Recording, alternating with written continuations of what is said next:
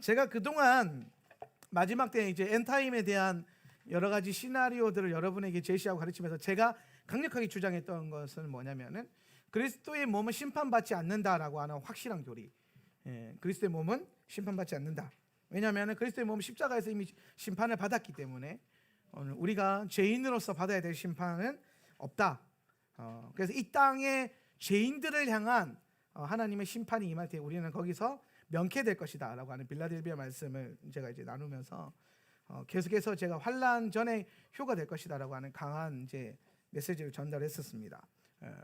그러면서 이제 계속해서 이제 주변에 기라성 같은 환난 통과주의자들과 여러 가지 대화를 하는 중에 제가 이제 노선을 바꿨다는 개념보다는 개념을 바꿨다라고 그런 게 더 좋아요. 개념을 바꿨다. 노선은 비슷해요. 제가 예전에도 그랬습니다. 환난 전 휴가나 환난 통과나 핵심 교리가 뭐라 그랬어요? 핵심이 뭐라 그랬죠? 마지막 때의 핵심이 다시 오실 왕 예수 그리스도. 할렐루야. 몰랐어요? 이거 잊어버리면 안 돼요. 여러분 뭐 환난을 통과하든 환난 전에 올라가든 가장 중요한 것은 이때가 예수님 곧 오실 때라 이거예요.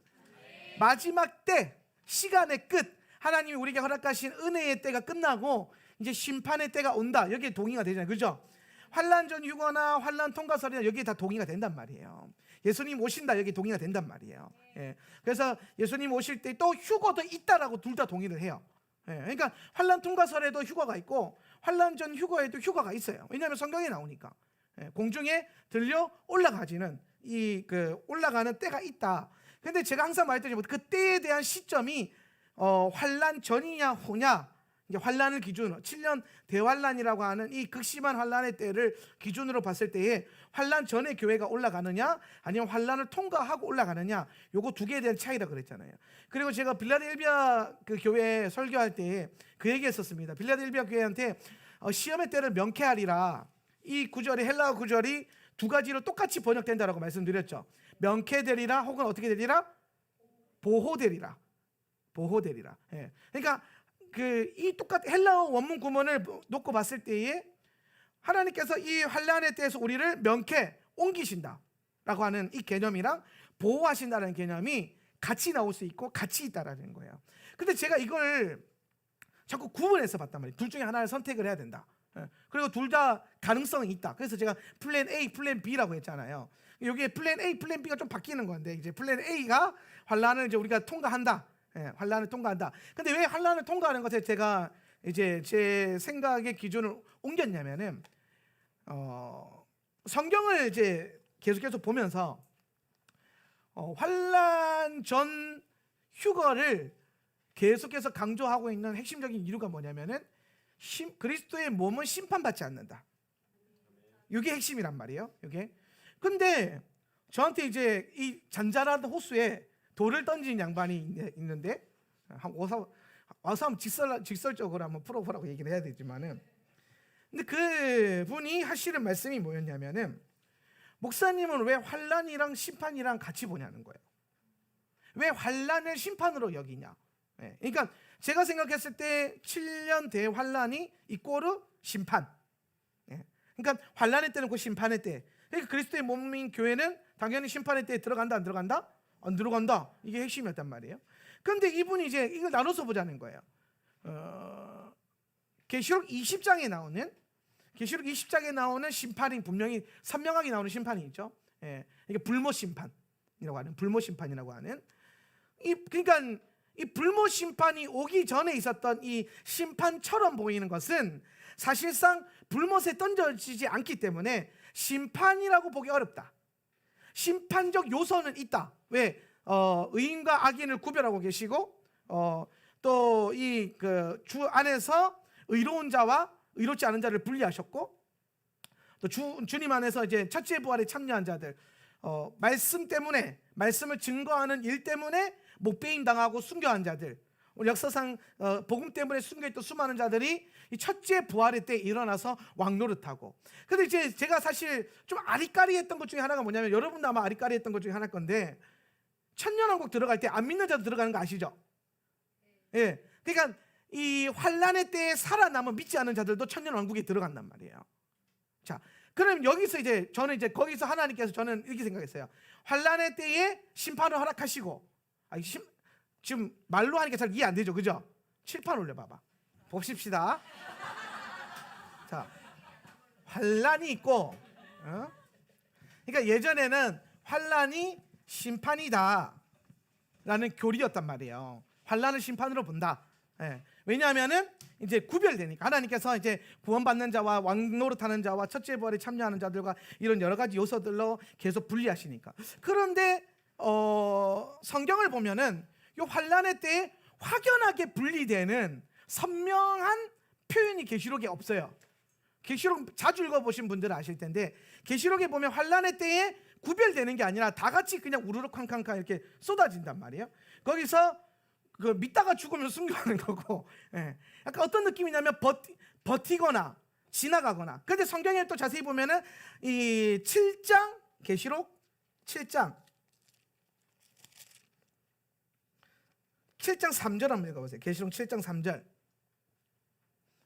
우리가 시작. 우리가 하나님 종들의 이마에 인장을 찍을 때까지는 땅이나 바다나 나무들을 해하지 마라. 자, 이게 무슨 말이냐면은 하나님께서 인장을 찍을 때 전까지는 해치지 마라. 이 말은 뭐냐면은 그 심판과 여러 가지 그 강한 화에 대한 요소들을 인장 찍는 과정이 있다라는 거예요. 하나님께서 인치시는 과정, 인침 받는 과정.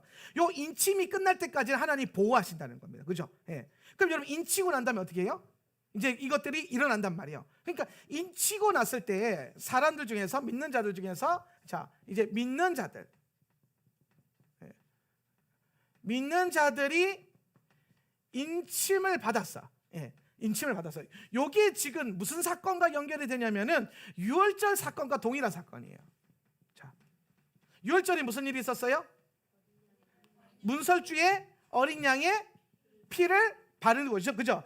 그 어린 양이 문설주에 피를 발랐잖아요. 그거랑 지금 믿는 자들에게 인치는 거, 이것도 뭐로 인치는 거예요? 보혈로 인치는 거잖아요, 그죠? 어린 양의 피로. 예. 그러니까 요 인침이랑 요 유월절에 피 바른 거랑 사건이 똑같단 말이에요. 자, 그러면 보세요. 오늘 죽음의 천사가 죽음이 이렇게 온단 말이에요. 애굽의 전역에. 예. 그런데 요때에 고센은 빼고 갔어요? 아니면 고센도 들어갔어요? 죽음의 천사가. 고센도 들어갔죠, 그죠? 예. 고센은 뭘 상징해요? 믿는 자들의 공동체잖아요. 그 유대 공동체, 예. 언약의 공동체. 근데 그 언약의 공동체 안에도 죽음의 천사가 들어갔다 안 들어갔다? 들어갔다라는 거예요. 들어갔는데 문설주에 피가 발라져 있으니까 뭐예요? 심판이, 죽음이 넘어가죠, 그죠? 이걸 뭐라 그래? 유월했다 그냥. 패스오버, 패싹, 그죠? 넘어갔다라는 거예요. 예. 그러니까 여러분, 만약에 이 죽음이라고 하는 것, 이거 환란의 때 죽음이 나오는데 계시록 6장에 보면 8절, 6장 8절에 계시록 6장 8절. 내가 보니 시작. 내가 보니 보라 푸르스름한 말이 있고 죽음이란 이름의 사람이 그 위에 앉아 있었다. 그리고 시올이 그 뒤를 따르고 있었다. 땅 4분의 1을 지배하는 권세가 그에게 주어졌으니 칼과 기근과 사망과 땅의 짐승들로 땅 4분의 1을 죽이는 권세였다. 자, 저게 이제 여러분 저 친구가 네 번째 말에 탄 친구예요. 이 친구가 네 번째 말에 탄 친구인데 이 네 번째 말에 탄 친구가 이름이 뭐라고요? 죽음이라고. 죽음. 지금 저기 죽음의 천사랑 똑같은 개념인 거예요. 애굽에 나타났었던 죽음의 천사와 계시록에 나오는 저 죽음이 같은 예표란 말이에요. 이게 동일한 그 인물인지 아닌지는 알 수 없지만은 이게 지금 토라가 전반적으로 마지막 때에 엔타임에 대한 청사진을 먼저 그려놨는데 그 그려놓은 토대로 보니까 임칠 때까지 이 죽음이 안 오고 인치고 나니까 바르고 나니까 죽음이 왔단 말이에요. 지금 저 죽음이 올 거란 말이에요. 4분의 1을 해칠 수 있는 권능이, 강한 권능이 있는. 예. 그런데 이 죽음이 왔을 때에 이 믿는 자들 이마에 주님의 보혈로 인침을 받은 자들은 이 죽음이 만약에 환란이라면 이 환란이 믿는 자들에게도 온다 안 온다? 온다라는 거예요. 온다. 오는데 인침받은 자들은 어떻게 된다? 넘어간다. 이게 이 개념인 거지. 이해되시죠? 그러니까 이게 계시록에서 이미 소개되었던 버전인 거예요. 출애굽기에서. 그래서 출애굽기랑 계시록이랑 요 특히 이제 마태복음 24장이랑 요거랑 마태복음 24장이랑 굉장히 중요한 유사성을 띠고 있어요. 이게 흐름단에서.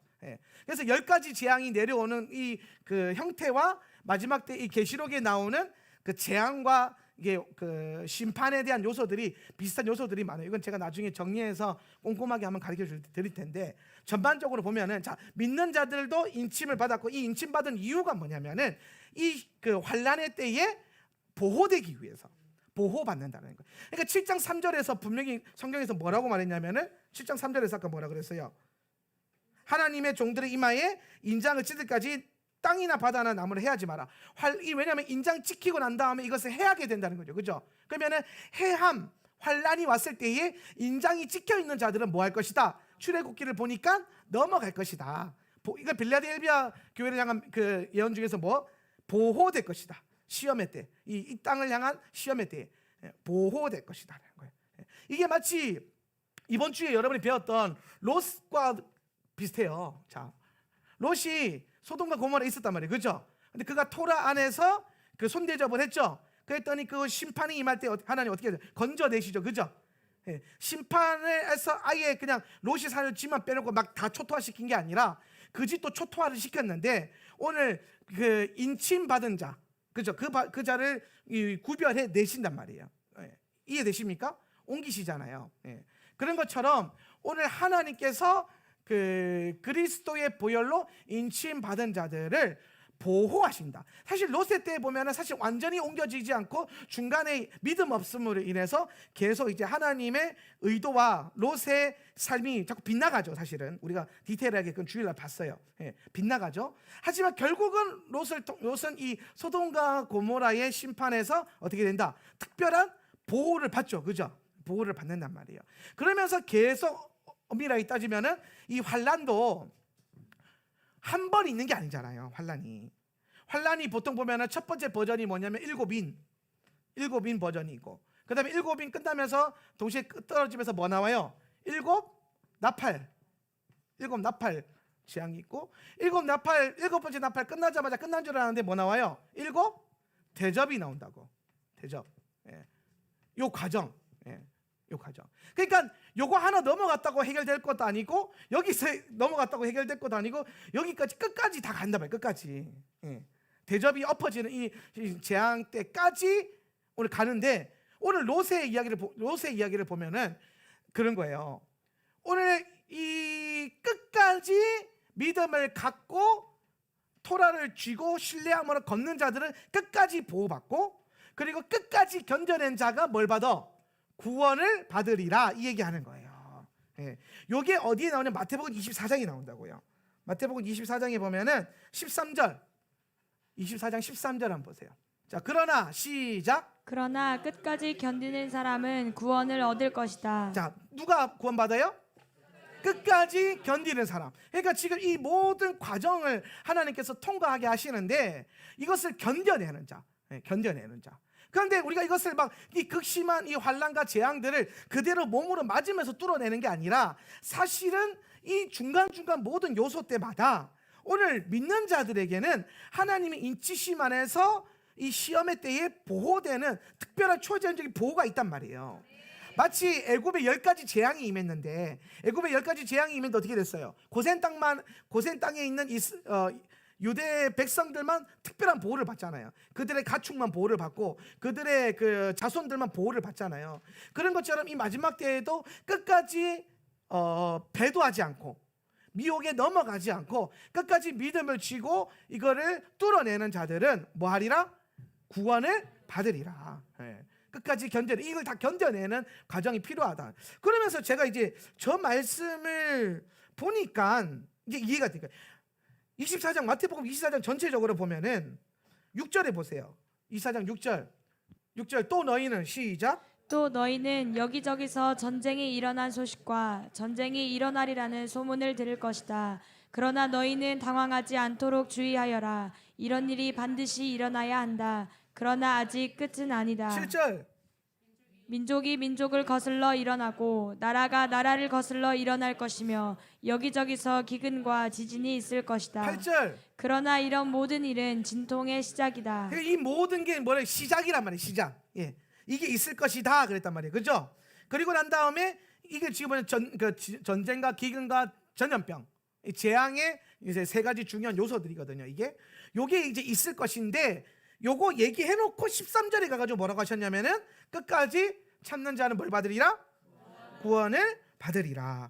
그리고 난 다음에 아랫절에 가서 40절 한번 보세요. 40절, 41절, 42절.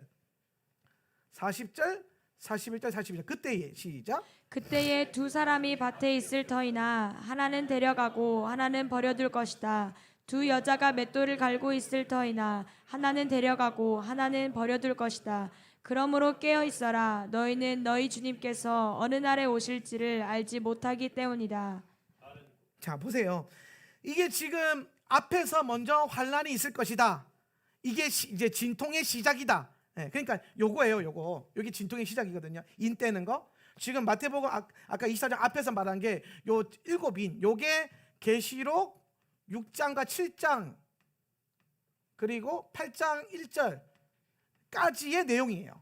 까지. 여기 7인. 그냥 요 7인도 사실 만만치 않은데 요걸 보고 뭘 안다? 이제 시작이구나 이걸 알아란 말이에요. 시작. 예. 그래서 본격적인 게 여기서 시작해요. 7나팔 불 때마다 이제 난리가 나는 거지. 예. 7나팔.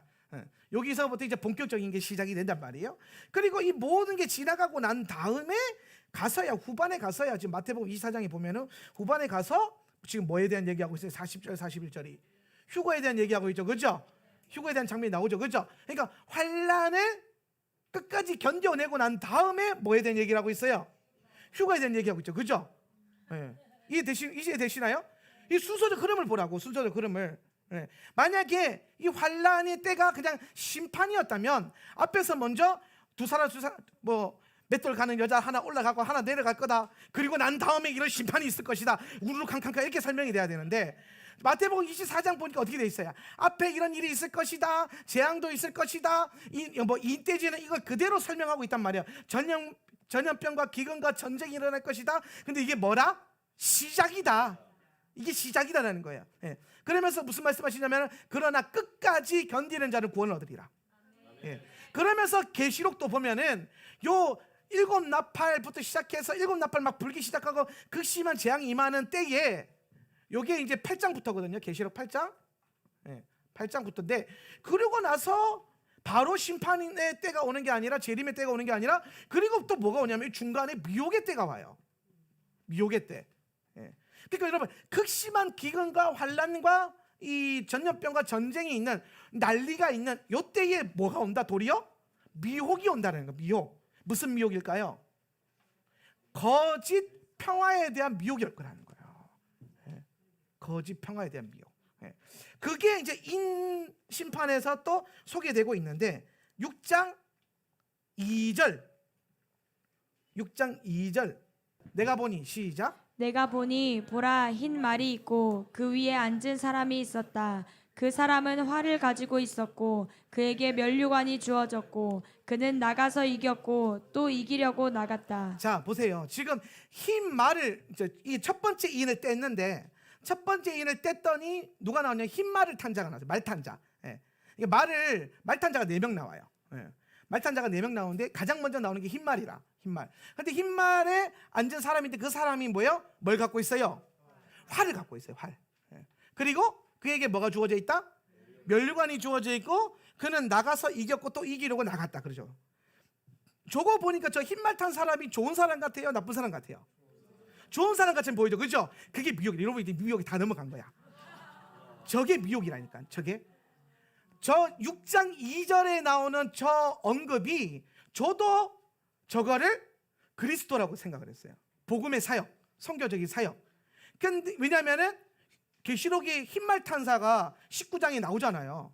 흰말 탄자가 온다고 예수님이 흰말 타고 오신다면 백마 타고. 그런데 그 백마 타고 오시는 분이 저분이겠구나라고 내가 착각을 했거든요. 이것도 미혹이 넘어간 거지, 그렇지? 예, 착각을 했단 말이에요. 그런데 말씀을요 디테일하게 봐야 돼요.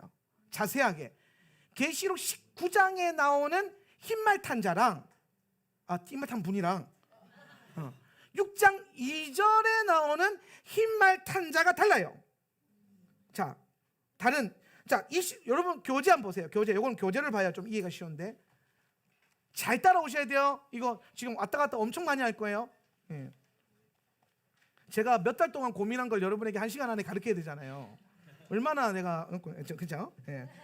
자, 그 27페이지 7인에 담긴 내용들에서 2번 보세요. 말탄자가 가진 활부터 보겠는데, 흰말탄자가 왜 미혹이냐? 저는 흰말탄자를 미혹으로 이제 결론을 내려서 이거 결론 내리느라고 완도랑 2시간 통화하고 미국에서 1시간 통화하고, 예.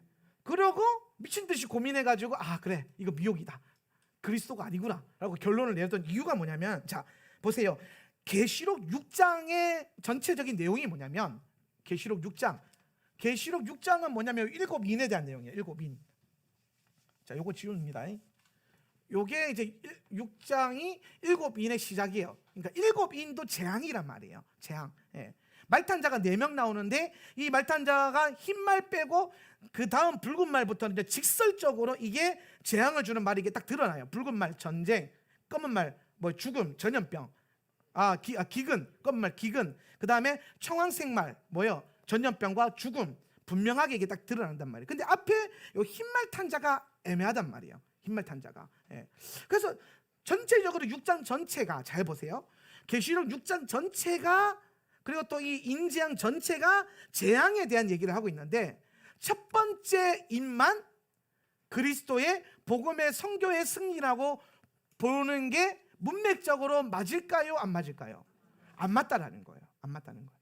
예. 이게 무슨 말이냐면은 이런 거지. 예를 들어서 PC방 가는 거는 악해라는 거를 6개까지는 계속 말해놓고 맨 처음에 PC방의 선한 점 딱 얘기해놓고 그 다음에 PC방의 악한 점, 이게 안 맞잖아요 이게. 예. 그런 것처럼 문맥상으로 흰말 탄자를 그리스도로 보는 견해가 굉장히 많아요. 특히 무천년설에서 굉장히 많거든요. 그런데 이렇게 볼 수 없다. 문맥상 안 맞다. 첫 번째. 두 번째가 뭐냐면은 계시록 19장의 흰말 탄자는요, 그 두 번째, 자 계시록 19장 15절 말씀 거기 교재에 있잖아요. 그거 한번 읽어보죠. 그의 입에서 시작. 그의 입에서 예리한 검이 나오니 그것으로 만국을 치겠고 친히 그들을 철장으로 다스리며 또 친히 하나님 곧 전능하신 이의 맹렬한 진노의 포도주 틀을 밟겠고. 자, 여기 이제 19장에 나오는 이분이 이제 흰말 타신 예수님이란 말이에요. 흰말 타신 예수님. 근데 이분은 뭘 들고 있으냐면 입에서 나온 예리한 뭘 들고 있어요? 검으로 만국을 치는 거예요. 검으로. 그런데 6장에 나오는 흰말 탄자는 뭘 갖고 있어요? 활을 들고 있단 말이에요. 활. 여러분, 왕이 활을 들어요? 검을 들어요? 왕은 검을 들죠. 그죠? 또 19장에 나오는 왕도 검을 들죠. 그런데 여기 6장에 나오는 자는 활을 들었단 말이에요. 활. 그런데 성경에서 보통 활을 누가 들어요? 사냥꾼들이 들죠. 그죠? 사냥꾼. 예. 그럼 성경에서 사냥꾼이 가장 먼저 최초로 언급됐던 사람이 누구예요? 두 번째, 에서. 그죠? 니무롯과 에서가 가지고 있는 공통점이 뭐예요? 적 그리스도의 예표다. 그죠? 믿는 자와 언약의 자손들을 뭐하는 자라? 회방하는 자라. 하나님 앞에서 뭐하는 자라? 대항하고 대적하는 자다.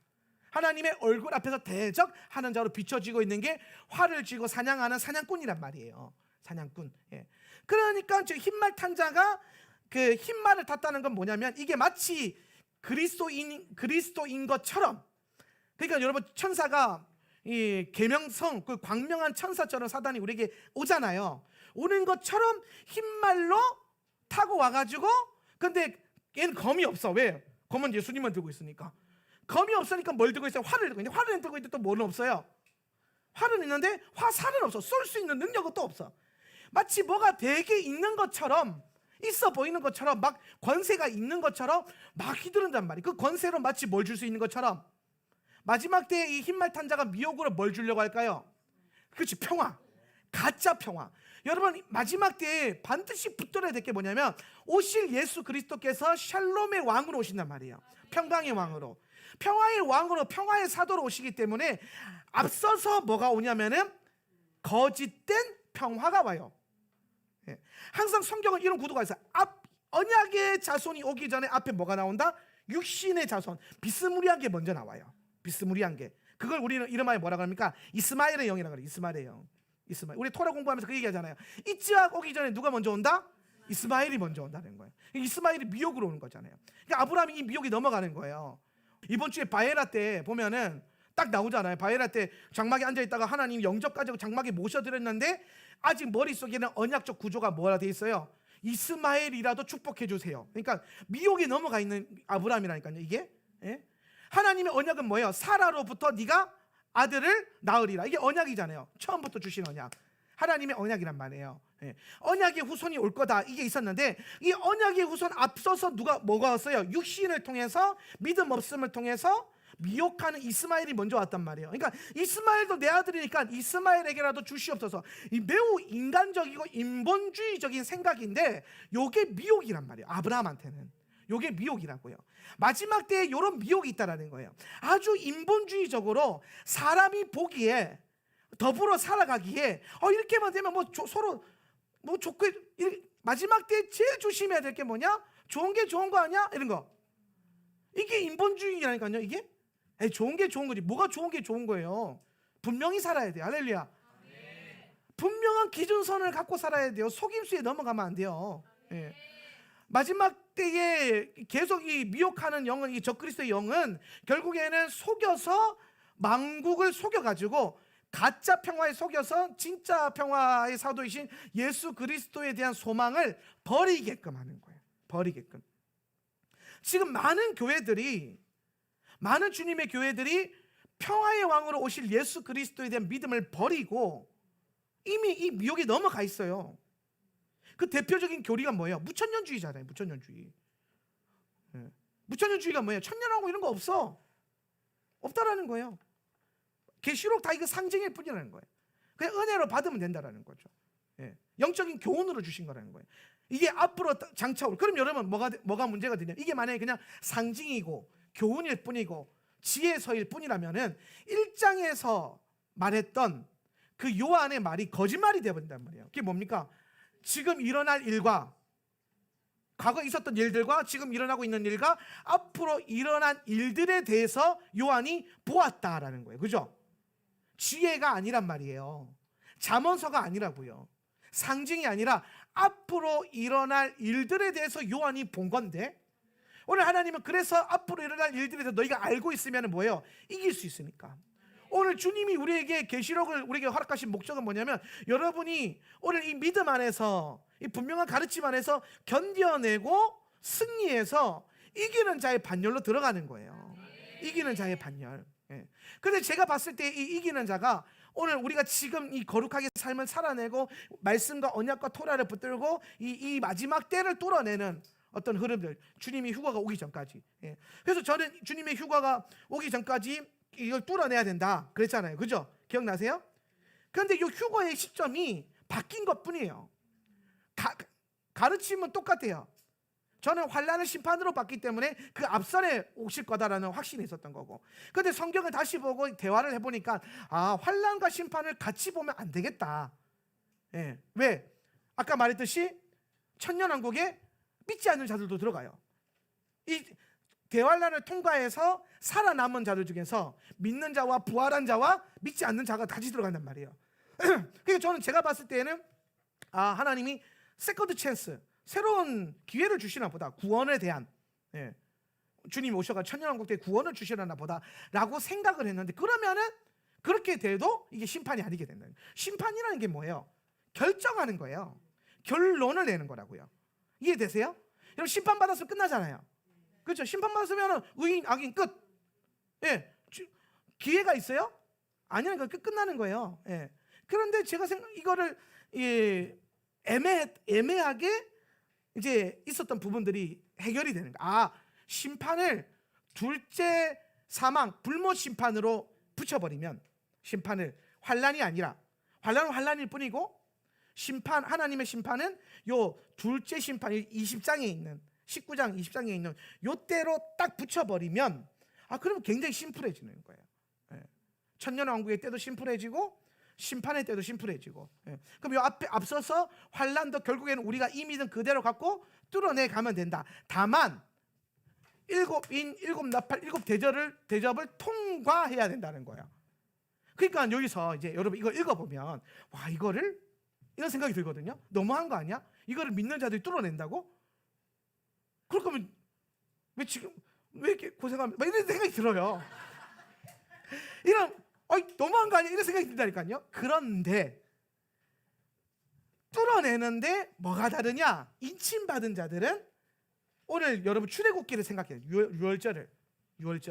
6월절에 이 인침받은 자가 뭐예요? 죽음의 천사가 그 문 앞에서 뭐예요? 죽이기 전에 뭐예요? 환난을 넘어갔잖아요. 이 출애굽기에서 이미 하나님께서 환난에 대한 시나리오를 보여주신 거예요. 예. 애굽이 심판받을 때에 결국 세상이 심판받는 거잖아요. 애굽이 심판받을 때에 그 애굽의 한 영역에 믿는 자들도 있었다 이 말이에요. 이러니까 갑자기 제가 토라를 들고 그쪽에서 오니까 이해가 빨리 돼버렸어요. 그러니까 이게 이해가 빨라진 거예요. 아, 내가 환난과 심판을 같은 것으로 봐야 한다라고 하는 명확한 구절이 없어요. 환난이 심판이라고 말하는 구절이 없다고요. 근데 심판적 요소가 있기 때문에 믿는 자가 이걸 통과한다고? 라는 이제 이 의심이 드는 거예요. 그럴 수 없으니까. 그래서 합리적 의심 안에서 합리적 판단으로 환난 전 휴거를 외쳤던 건데, 그런데 빌라델비아 교회를 향한 그 축복 가운데 시험의 때를 명쾌하리라가, 제가 이거 초반에 가르칠 때도 그랬잖아요. 이게 보호된다는 뜻도 있다. 환난 통과서는 그렇게 믿는다. 근데 나는 면한 걸로 선택을 하겠다. 보호는 플랜 B로 가겠다라고 했는데, 성경 전체를 아울러 보니까 플랜 B가 플랜 A더라 이 말이에요. 그리고 환난이 심판이 아니라 환난은 환난일 뿐이더라는 거예요. 예. 믿는 자들에게는 환난이고 안 믿는 자들에게는 그게 심판이에요. 애굽의 재앙이 애굽 사람들에게 심판이었죠. 여러분, 자, 이거 중요한 거. 자, 요거 잘 기억하셔야 되는 게, 애굽 사람들이 왜 심판받았어요? 다니엘, 애굽이 심판받았지, 그지? 몇 가지 재앙 기억나? 네. 왜 애굽이 그 심판받았어? 왜 심판받은 것 같아? 자, 여러분 잘 보세요. 왜 하나님께서 애굽을 심판하셨습니까? 뭐라고요? 안 믿어서 이런 유치한 변명하지 말고 믿음의 문제와 상관없어요. 뭐라고요? 믿는 자를 구원하려고? 땡. 심판은 왜 하죠? 심판은 왜 하는 거예요? 심판은 왜 하는 거예요? 자, 우리 교회에서 권징위원회 왜 해요? 사랑해서? 여러분, 심판은 잘못해서 하는 거잖아요. 자, 애굽이 뭘 잘못했어요? 그렇죠. 이스라엘 백성들을 예배하지 못하고 핍박하고 괴롭혔잖아요. 예. 그러니까 여러분, 이 믿는 자들이 불리하게 당한 압제와 핍박이 있단 말이에요. 예수님을 믿는 것 때문에, 언약의 자손이기 때문에 받았던 핍박, 요거 때문에 심판하시는 거예요. 그럼 여러분, 계시록의 심판도 마찬가지예요. 자, 여기 어디에 나오냐면은, 계시록의 심판도 요거는 인심판으로 가야 되는데, 6장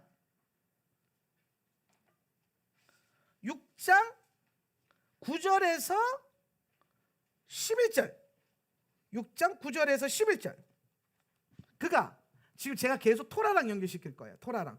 그러니까 토라랑 같이 해서 계시록을 봐야 되는데, 그러니까 환난 통과가 맞더라 이것이. 제가 이거를 토라랑 창세기랑 막 연결해가지고 완도 목사님한테 알려줬거든요. 그러니까 완도 목사님이 뭐라고 답을 하냐면, 존경스럽습니다 이러는 거야. 자기가 묵혀 있었던 게 다 풀렸대요. 히브리 관점 때문에. 얽혀 있었는데. 그러니까 대화를 많이 해야 돼. 고집 부리면 안 돼요. 네. 그러면서 그런 얘기하죠. 자기는 원래 박정희 목사님이 무천년주의자였대요. 원래 무천년주의자였는데 무천년설을 버리는데 5년 걸렸대요. 5년. 근데 내가 성경이 아니라고 해서 바로 딱 태도 바꾸는 거 보고 굉장히 놀랬다는 거예요. 보통 목회자들 그렇게 못해요. 왜냐하면 그동안 했던 말도 있고 권위도 있고 이런 게 있으니까 얼마나 뭐라 그럴까 나름대로 좀 창피하기도 하고 막 뭐 자기 실수를. 근데 저는 제가 항상 그렇잖아요. 저는 뭐 틀리면 안 되죠. 물론 당연히 틀리지 않기 위해서 엄청 노력할 건데, 그런데 성경이 아니라고 아닌 거예요. 예. 목사님이 가르쳐도 성경이 아니라고요. 저도 가르쳤는데 저는 그 전까지는 똑같이 성경을 그렇게 봤단 말이에요. 예. 그러니까 성경적으로 제가 가르쳤던 게 위배되냐 틀렸냐 저는 그렇게 생각하지 않아요. 여러분은 환난과 심판이 같지 않다라는 것만 바꾼 거예요. 그러면 구도는 똑같아요. 제가 뭐 환난전 휴거를 한다고 해서 뭐 여러분 마음 편하게 놓으세요. 어차피 휴가 되는 인생 이런 적 있습니까? 없어요. 휴가 되려면 뚫어내라 그랬잖아요. 그러니까 완도 목사님 보시기에 아니 왜 휴가 될 양반들 저렇게 치열하게 예배를 하지? 이게 이해가 안 되더라고요. 자기는 휴가 될 거면 어차피 휴가 될 건데 뭘 그렇게 치열하게 살아? 그냥 어차피 올라가고 나머지 우리가 뚫어낼 건데. 예. 뭐 이런 태도. 니들은 올라갈 거잖아. 우리 뚫어낼 거고. 이런 느낌이었는데 제가 뭐잖아요. 성경이 분명히 뭐라고 말하냐면은 이거를 이제 뚫어내는 믿음이 분명히 있단 말이에요. 마지막 때 저는 이제 근데 이 환란이 그러니까 이 말이에요. 저는 환란이 지금이 환란의 때라 생각한 거예요. 7년 환란의 때는 심판의 때라고 본 거고 지금이 환란의 때다. 예수 믿기 힘든 때다. 예. 그런데 이게 아니라 7년 환란의 때가 심판의 때가 아니라 여전히 연결되는 더 큰 환란의 때구나. 그러니까 사단이 대놓고 미혹하고 대놓고 배도시키려고 하는 극심한, 지금 코로나 사태처럼 대놓고 예배 못하게 하고 대놓고 신앙 못 지키게 하고 막 악한 법이 계속 줄줄이 사탕으로 지금 입법화되고 그렇게 되고 있잖아요. 예, 간통법 폐지됐죠. 동성애 합법화되고 있죠. 뭐 낙태법 이미 통과됐죠. 뭐 이 땅에 선한 게 뭐가 있어요 지금? 예, 뭐가 있겠습니까? 하나도 없다라는 거예요. 예. 그러니까 저는 지금이 환란이지 않을까 했는데 만약에 계속해서 7년 대환란이 심판이 아니라 환란으로 본다면 더 극심한 환란, 더 극심한 미혹의 때가 오겠구나. 근데 그 미혹의 때에서 우리에게 주는 가장 적그리스도가 주는 가장 첫 번째 키워드가 뭐냐면 가짜 평화란 말이에요. 그러니까 마지막 때 여러분 정권 지도자들이나 지도자들이 피스 이러고 다니면은 좀 냄새가 나는 거예요. 냄새가. 예, 그걸 조심해야 돼. 특히 이제 뭐 교황이라든지, 예, 뭐 예를 들어서 뭐 갑자기 뭐 제3성년 지내는데 거기서 뭐 평화의 왕이 오셨네 그러면서 막 뭐 무슬림의 그 뭐 이맘을 안 친다든지 막 이렇게 돼버리면은 이제 막 그때부터는 이제 막 누구도 뭐 갑자기 뭐 지금 이제 한창 그 미 대선 하고 있잖아요. 저는 자꾸 제가 속해 있는 사역자들만 있는 약간 뭐라 그럴까 사역자들만 있는 단톡방에서 뭐 트럼프를 자꾸 평화의 사도로 보는데 그럼 또 냄새가 나는 거야 나는 또. 트럼프가 평화의 사도라고? 여러분 이 땅에는요 가짜 평화밖에 없어요. 예수 그리스도 외에 다른 것을 평화로 딱 주는 그 순간부터 미혹이 들어가는 거예요. 이걸 잘 기억하셔야 돼요. 없다니까요. 이 땅에 안전한 게 지금 트럼프가 하나님의 종을 쓰임받고 있지만 나중에 일루미나티의 종으로 쓰임받을지 어떻게 알아요? 아무도 알 수 없는 거예요. 예. 무르익을 만큼 무르익어 가지고 프리메이슨이 싹 알고 봤더니 내 편 아니고 네 편이었네 이렇게 될 수도 있단 말이에요. 그러니까 항상 세상의 권력과 세상으로부터 오는 가짜 평화 제도에 대해서는 우리가 항상 의심을 해볼 필요가 있어요. 성경이 그걸 가리키고 있어요. 왜? 그것 때문에 우리가 평안하다 할 때 그러면서 배도로 넘어가고 막 밖에서 하나님이 계속 사인 줘요. 인떼고 나팔 보고 대접 뒤를 엎으면서 계속 사인 주는데 그중에 그러한 상황에서도 오늘 이 세상의 권력자들은 숨어서라도 뭐 자기들의 패권을 쥐려고 하고 막 가짜 평안 괜찮아 우리가 이거 우리 힘으로 막을 수 있어 니무랍처럼 우리 힘으로 저 심판을 막아낼 수 있어. 예. 여러분 그 할리우드 영화 중에서 이런 영화 많이 나오잖아요. 뭐 컨택트 막 이런 영화 아마겟돈 이런 영화 보면은 운석이 막 오는데 이게 부딪히면 이게 별이 떨어져서 지구에 이제 황폐화 되는 게 재앙 안에 있거든요. 예. 그거 오면 이제 지구 멸망할 것 같으니까 사람이 어떻게 합니까? 핵포탄 잔뜩 실어가지고 막 우주 로켓 씌워가지고 막 거기에 꼭 영웅과 같은 한 사람이 이제 막 등장하잖아요. 예. 그냥 그 누구였더라? 그 양반? 다이아드 3에 나왔던 사람 누구예요? 예, 브루스 윌리스가 예수님처럼 대신 가가지고 사위 내려보내고 다 터뜨려가지고 소행성 폭파시키고 그래서 막아내죠. 그러니까 이게 무슨 말이냐 여러분. 브루스 윌리스 영웅이야 이 영화가 아니에요. 하나님이 하나님의 재앙이 온다 할지라도 우리의 핵포탄과 기술과 헌신할 수 있는 평화의 가짜 사도 한 사람만 있으면 이거 막아낼 수 있다. 이거 아젠다 깔아놓는 거라니까요. 이 패러다임을 깔아놓는 거예요. 예. 그 안에서 다 속는 거라니까요. 이게 감동스럽게 봤던 영화들을 깨놓고 보면 얼마나 이게 악한 사상과 이 그 패러다임을 다음 세대들에게 심어놓는지 몰라요. 그러면서 막 재앙을 너무 하나님의 분노와 진노, 무서운 하나님, 잔인한 하나님 이렇게 비추고 거기서 영웅처럼 자기의 힘과 능력으로 이겨내고 살아남은 니무라과 같은 영웅들이 일어나는 거예요. 여호와 앞에서 강한 그 사냥꾼들, 여호와 얼굴을 대적해서 사납게 달려들 그 사냥꾼들이, 그런 세대가 일어날 거란 말이에요. 그런 세대가. 이런 것들이 여러분 분별되면서 이때에 이걸 잘 뚫어내야 돼. 이걸 봐야 돼요. 그런데 계시록에서 하나님이 세상을 심판하시는 이유도 여기에 있어요. 한번 보세요. 9절. 그가 다섯 번째 봉인을 열었을 때, 시작. 그가 다섯째 봉인을 열었을 때 내가 보니 하나님의 말씀 때문에 또 하나님의 말씀을 증언하였기 때문에 죽임을 당한 자들의 영혼들이 제단 아래에서 큰 소리로 울부짖으며 말하였다. 거룩하고 참되신 주님, 언제까지 당신께서 그 땅에 사는 자들을 심판하시고 우리 피를 갚아주시겠습니까? 자, 보세요. 지금 이 다섯 번째 봉인, 인 중에서 다섯 번째 인이 떼어졌을 때 이제 누가 나오냐면은 하나님의 말씀을 전하고 말씀 때문에 죽은 순교자들의 탄원이 나와요. 탄원. 예. 근데 이들의 탄원이 뭐예요? 하나님 언제까지 당신의 심판, 이 핏값에 대한 심판을 참으시겠습니까? 예. 이게 뭐냐면은 오늘 복음 때문에 순교당한, 죽임당한 자들이잖아요. 억울하게 이들을 죽였던 이 세상에 대한 하나님의 심판이 준비되어 있는 거예요. 예. 그러니까 순교자들은 이걸 알아요. 순교자들은 하나님께서 그걸 갚으실 것이라는 것을. 하나님께서 이 땅을 심판하시는 목적이 뭐냐면은 믿는 자들, 오늘 불합리하게 믿음 안에서 하나님 말씀을 순종하면서 걸어왔던 사람들을 못 빼고 죽이고 단합하고 압제하고 조롱하고 멸시하고 천대하였던 그것에 대한 심판을 주신다는 거죠. 심판. 예.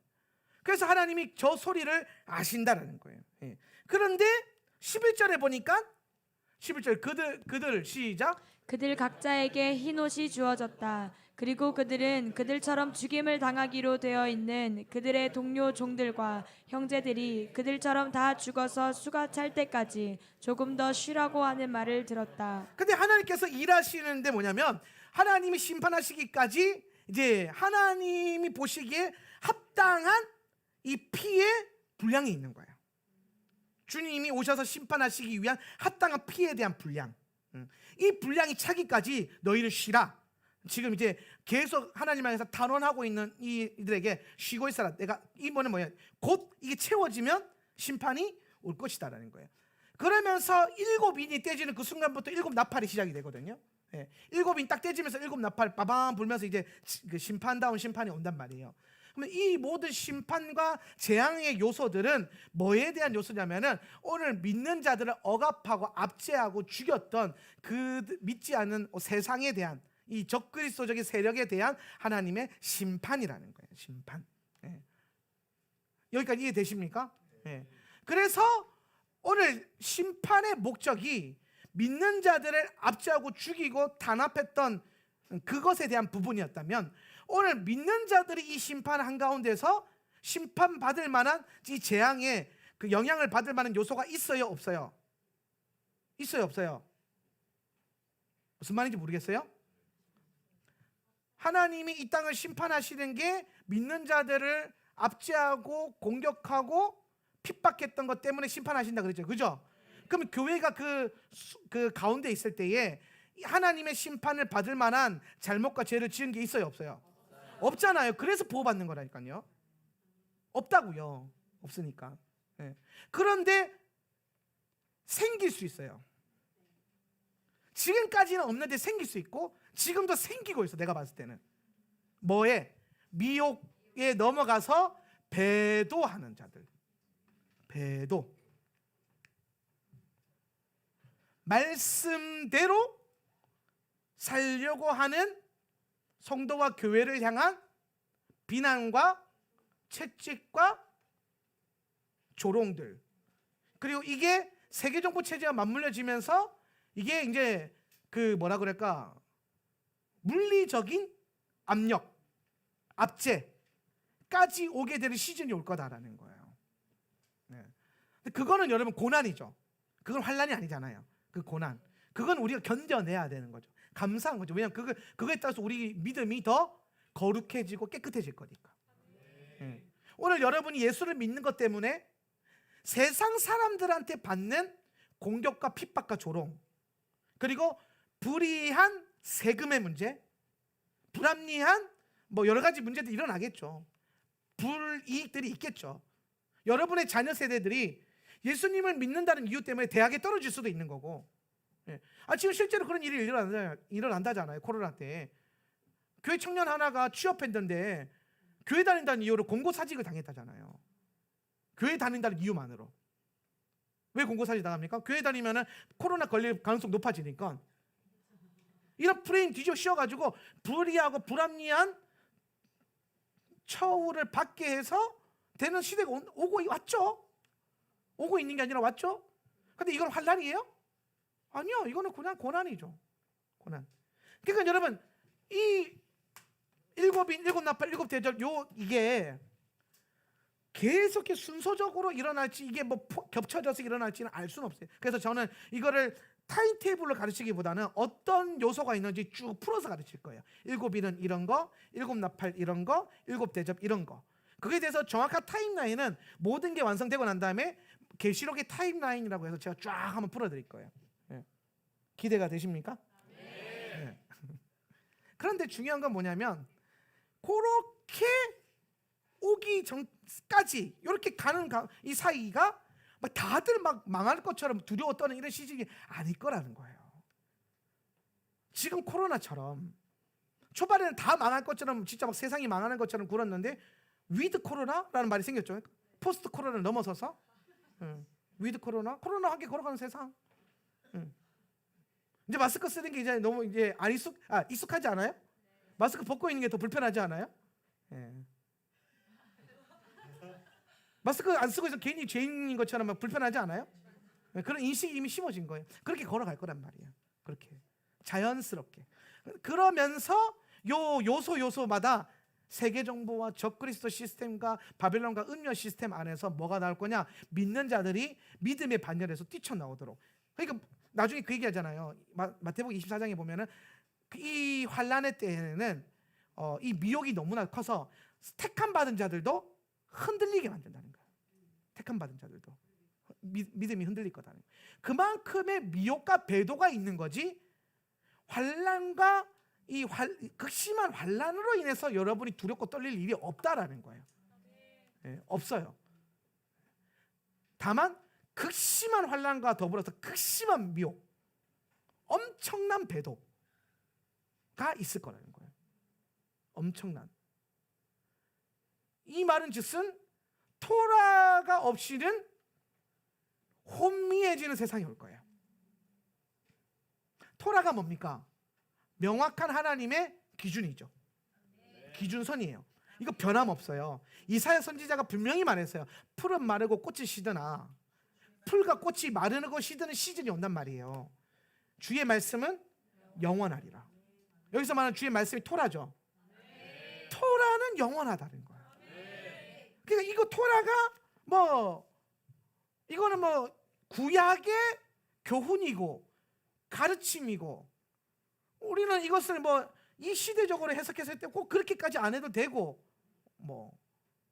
그러면서 적당히 동성애자들 받아줘도 되고, 막 내버려둬도 되고, 제주어도. 응?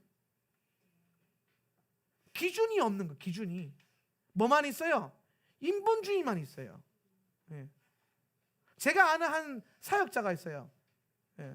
제가 페이스북으로 알고 있는 사역자인데, 이분이 청소년 사역도 하고 많이 해요. 그 사회적인 어떤 운동을. 예. 그런데 이분이 그 보수파예요. 정치적으로 우파고. 그랬더니 그 일하는 모든 목회자들과 후배들은 다 좌파와 진보 신학을 하고 있는 분들인 거예요. 그러니까 이분이 이제 몰매를 맞은 거예요. 형님이 그럴 줄 몰랐다는 둥, 목사님이 그럴 줄 몰랐다는 둥. 근데 이분이 밑에 그러고 난 다음에 달아놓은 그 글이 참 인상적이었어요. 그게 뭐였냐면 이런 내용이었어요. 자기는 동성애자들을 사랑하고 그들을 섬겼지만 그들이 죄를 짓도록 허용한 적이 없었고, 자기는 청소년들을, 그 힘들고 어려운 비행 청소년들을 사랑하고 섬겼지만 그들이 그 낙태하도록 허용한 적이 없었고, 이러면서 명확한 기준 가지고 사랑을 했다라는 거예요. 근데 그 사랑도 성경이 제시하는 명확한 기준 안에서 사랑했다라는 거예요. 기준 안에서. 좋은 게 좋은 거가 아니라는 거죠. 그게 여러분 미혹이라니까요. 좋은 게 좋은 거가 미혹이에요. 저 사람 상처받을까 봐, 그게 미혹이라고요.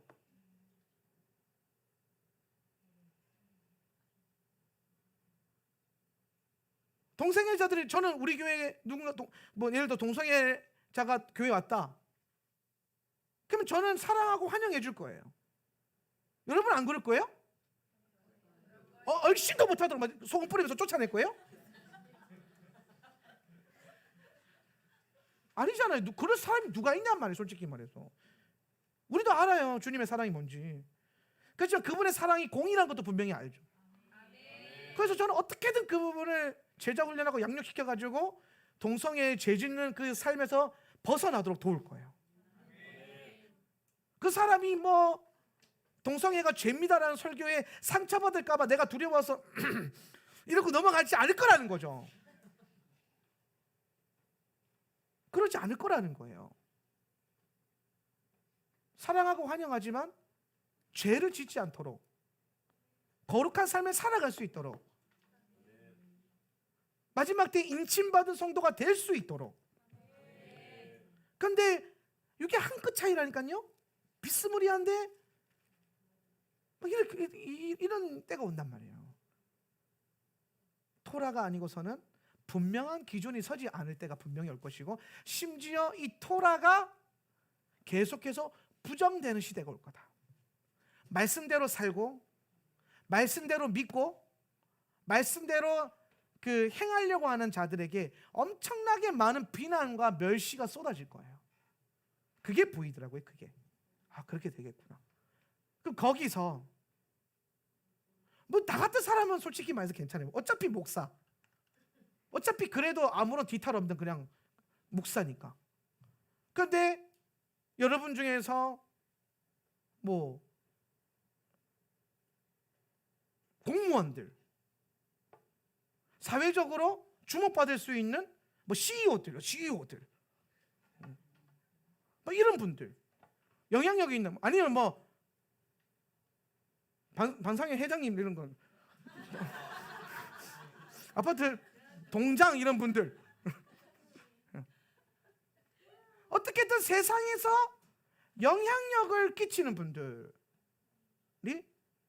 떳떳하게 말씀대로 살고, 말씀대로 믿고, 말씀대로 고백하고 살아가기 쉽지 않은 시대가 올 거다. 그런 엄청난 미혹과 배도의 때가 오지 않을까.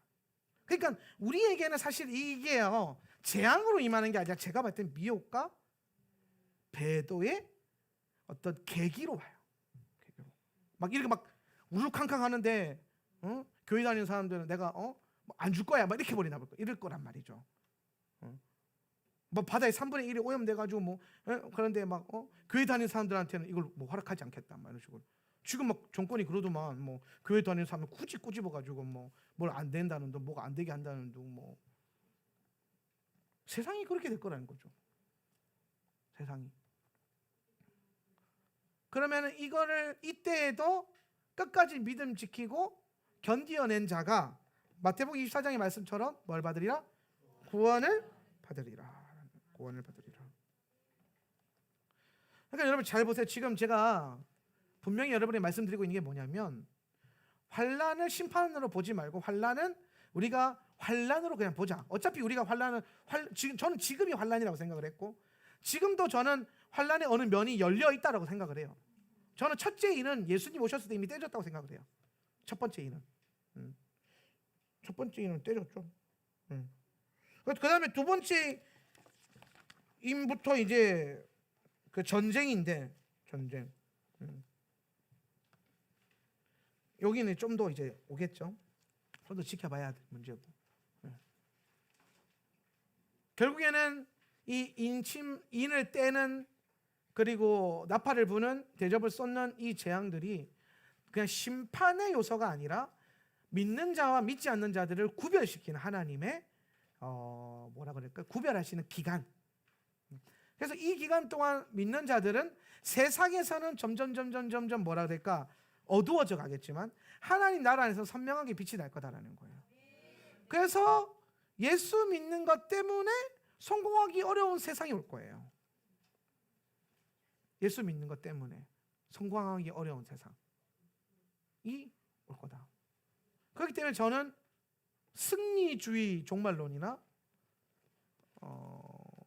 바벨론 속의 다니엘과 같은 자들보다는 제가 봤을 때는 광야를 걷는 교회, 바벨론을 광야를 걷듯이 걸어가는 그런 교회들만 이걸 끝까지 견뎌낼 수 있지 않을까. 그때는 뭐 이런 모임도 못 할 거예요. 빅브라더 시스템 쫙 깔리면서 다 감시체제에 들어가면은 우리도 진짜 지금 중국의 교회들처럼 컴퓨터 샵 같은 거 하나 차려놓고 컴퓨터는 안 팔고 거기서 영혼을 이제 복음을 나누고 막 그럴 때가 올지도 몰라요. 중국 교회가 그렇게 한다면서요. 인테리어 샵 차려놓고 인테리어는 안 해주고 거기서 계속 교회 예배만 드리고 막. 컴퓨터 가게 차려놓고 컴퓨터는 안 팔고 예배만 드리고 그게 다 DP라 DP. 교회의 그 뭐라 그럴까 이게 인테리어, 교회 인테리어 뭐 컴퓨터 샵, 교회 인테리어 뭐 인테리어 샵 이렇게 해놓고 예배 드린대요. 아니 그 중국 선교 하던 선교사님 저한테 그러더라고요. 자기는 그 체제에 있다가 왔기 때문에 지금 코로나가 전혀 불편하지 않대요. 오히려 이 정도로 흔들흔들거리는 한국 교회가 안타까웠대요. 더 극심하게 탄압이 들어온 데도 있는데 이 정도 가지고 뭘 이러더라고요. 더 할 때가 올 것이다. 그때에도 끝까지 참고 견디는 자는 구원을 받으리라. 그래서 우리가 이걸 놓치지 말자고요. 그리스도의 몸이 심판받지 않는다. 이건 당연한 거예요. 그리스도의 몸은 심판받지 않습니다. 다만 그리스도의 몸이 우리는 그걸 또 기억해야 돼요. 너희가 주와 함께 영광을 받기 위하여 주와 함께 고난에도 참여해야 하리라. 그러니까 이 환난의 때를 고난의 때로 보자는 거예요. 그럼 우리는 이걸 통과하면서 뭐 어떻게 되겠습니까? 우리의 믿음이 더 빛나고 선명해지고 이때 여차하면 생명 들여서 첫째 부활에 영광스럽게 참여하는 자들이 되고 끝까지 잘 살아남은 자들은 또 그 부활한 주님과 함께 천년왕국에 들어가면 되는 거고. 할렐루야.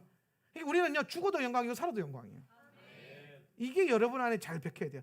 살아도 주를 위해 살고 죽어도 주를 위해 죽는 거예요. 그래야 주님 오실 때 영광스럽게 마주할 수 있는 거예요. 요거를 꼭 기억할 수 있기를 바랍니다. 그래서 마지막 때에 혼란스럽지 않고 선명한 믿음 갖고 이 마지막 때를 잘 이겨낼 수 있는 저와 여러분 되었으면 좋겠습니다. 세상이 급변하고 있습니다. 코로나와 함께 아직 종식도 되지 않았는데 미 대선이 치러지고 있고 제가 그랬잖아요. 트럼프가 재선에 성공하면은 엔타임의 시계바늘은 굉장히 가속화되어서 흘러갈 것이다. 트럼프가 재선되기 전에 아브라함 협정을 한 거는요 결코 우연이 아니에요, 여러분. 이거는 너무나도 중요한 영적인 사인이에요. 하나님의 시계가 굉장히 빠르게 움직이고 있다는 거예요. 어물쩡 여러분 육신의 만족을 해서 살아갈 때가 아닙니다. 더 선명하게 깨어 있으시고 오늘 여러분의 삶의 목적이 그리스도께서 오시는 그 길을 마주할 수 있는 그 영광스러운 삶으로 계속 포커스돼야 됩니다. 그때를 위해서도 그 가치관을 가지고 우리 자녀들을 가르쳐야 돼요. 저는요 우리 아이들이 세상에 나가서 똑똑한 자들 앞에서 똑똑하게 사는 것보다는 그 수많은 똑똑이들 앞에서 심플한 믿음 때문에 약간 무식하게 보여지기를 원해요. 뭐가 진짜인지를 알고 무엇이 영원한 가치인 줄을 먼저 알고 지혜 있는 자들을요 지혜로 똑똑한 지식 있는 자들을 지식으로 이기는 게 아니라 지식이 있는 자들을 지혜로 이길 수 있는 하나님의 영에 감동되어 있는 그래서 이 심플한 믿음 때문에 조롱받을 수도 있겠죠. 근데 뭐가 문제예요? 주님 오시면 영원히 칭찬받을 건데 이 땅에서 조금 조롱받고 주님 나라에서 영원히 칭찬받고. 제가 항상 하는 말이에요. 이 땅에서 조금 불편하게 살고 주님과 함께 영원히 행복하게 살고. 이 땅에서도 행복하게 주님과도 행복하게 뭐 이러면 좋겠지만 인생을 살아보신 분들은 알잖아요. 그거 말처럼 쉽지 않다라는 거. 그리고 그런 거는 드라마에만 있지 현실에는 없다라는 거를 꼭 기억하시고 하나를 선택하자. 이 땅에서 조금 불편하게 살더라도 주님과 함께 영원히 행복하게 사는 인생 되시기를 주님의 이름으로 축원합니다. 기도합시다. 마지막 때에 하나님 앞에 기도하며 나아갈 때에 우리가 그걸 놓고 먼저 기도할 거예요. 하나님, 오늘 이 마지막 때에 말씀을 분명하게 깨달을 수 있는 영을 부어주십시오. 하나님의 말씀이 가르치는 대로 살아갈 수 있도록 오늘 우리에게 말씀의 영을 부어주십시오. 지혜와 계시의 영을 부어주십시오. 오늘 지혜와 계시가 우리를 이끌어갈 수 있도록 성령님 역사하여 주시옵소서. 다 같이 한번 기도하겠습니다. 주여,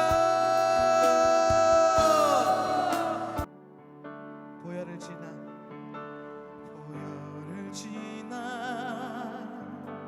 하나님 품으로 보혈을 지나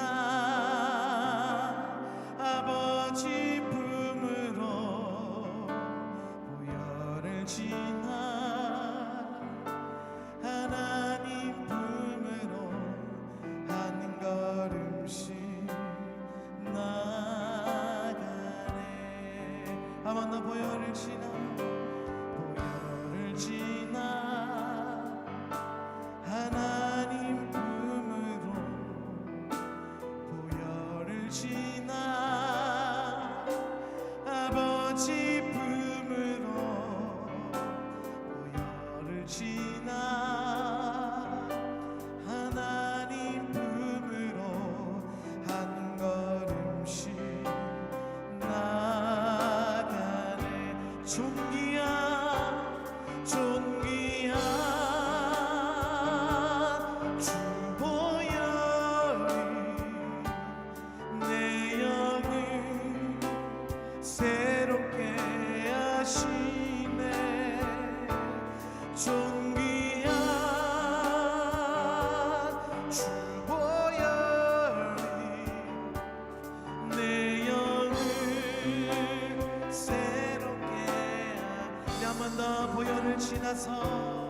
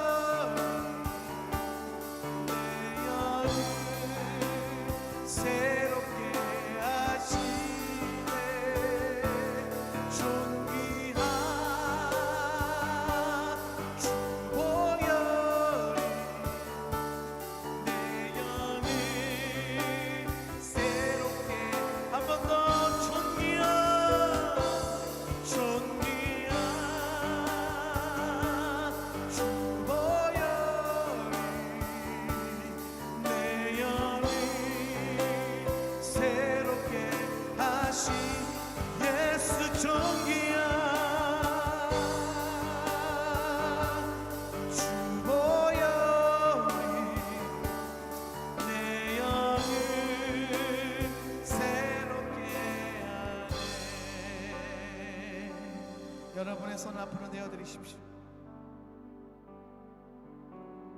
하나님, 오늘 믿음으로 우리가 두 손을 하나님께 내어드립니다. 똑바로 서라.